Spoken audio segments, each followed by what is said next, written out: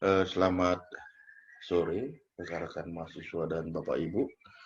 Pada hari ini kita masuk ke pertemuan yang ketujuh tentang penelitian kebijakan pendidikan.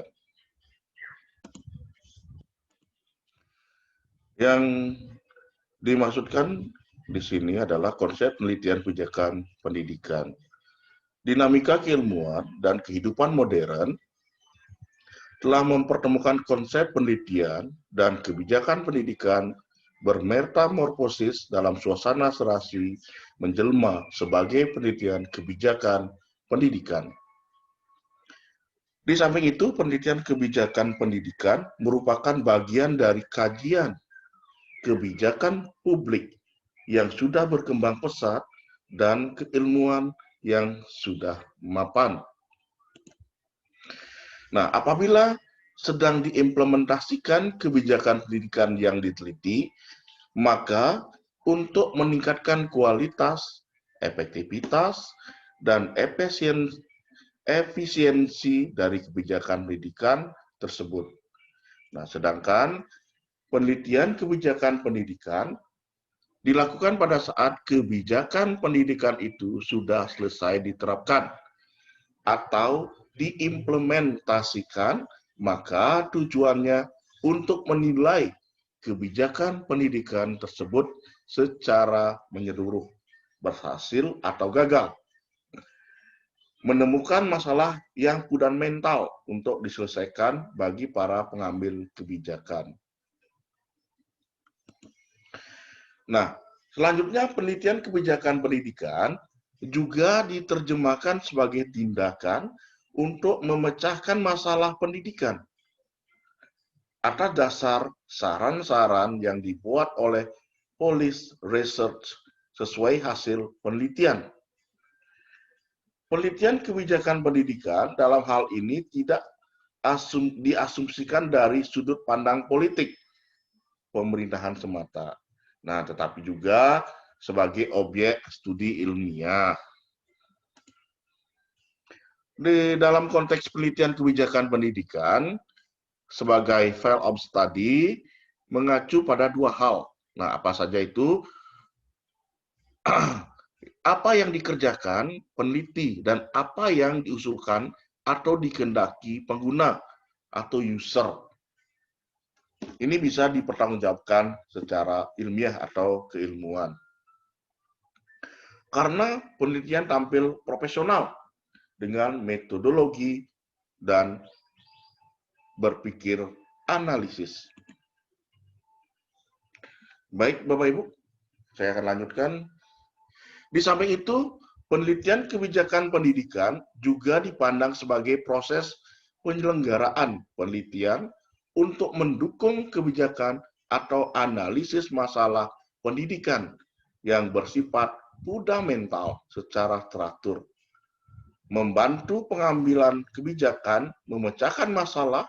Nah, tujuannya bukan hanya mendapatkan rekomendasi, melainkan mendalami terhadap suatu kebijakan yang berorientasi pada tindakan atau action. Tingkah laku pragmatis. Nah, ini merujuk pada hasil suatu penelitian. Di dalam penelitian kebijakan pendidikan, bukan terletak pada sampai mana bobot ilmiahnya, namun sampai di mana dapat diaplikasikan dalam rangka pemecahan masalah pendidikan yang direkomendasikan. Penelitian kebijakan pendidikan juga dipandang sebagai perpaduan antara dua unsur, yaitu ilmu dan seni. Ilmu yang dimaksudkan di sini dikonstruksikan dari batang tubuh teori, konsep, dan prinsip-prinsip metodologi. Dari sisi proses, mengandung dua dimensi ilmu yang mendukungnya. Nah, antara lain ilmu dalam arti subjek matter dan ilmu dalam makna metodologi. beberapa hal yang harus dimiliki oleh peneliti kebijakan pendidikan. Yang pertama, berkenaan dengan ketepatan kajian atas persoalan pendidikan. Yang kedua, berkenaan dengan ketepatan cara pengkajian atau metodologi yang digunakan. Sedangkan dari sisi seni atau art, terdiri dari langkah, gaya, dan cara melaksanakan kerja penelitian. Orientasi dari penelitian kebijakan pendidikan adalah mendukung kebijakan pendidikan itu sendiri dengan cara tidak mengada-ngada. Dilakukan secara sistematis untuk membantu pengambilan keputusan dalam memecahkan persoalan pendidikan yang fundamental dengan menyiapkan saran-saran yang mengarah pada tindakan. Baik, rekan-rekan mahasiswa dan Bapak Ibu, selanjutnya penelitian kebijakan termasuk dalam bidang pendidikan dewasa ini berkembang dengan pesat.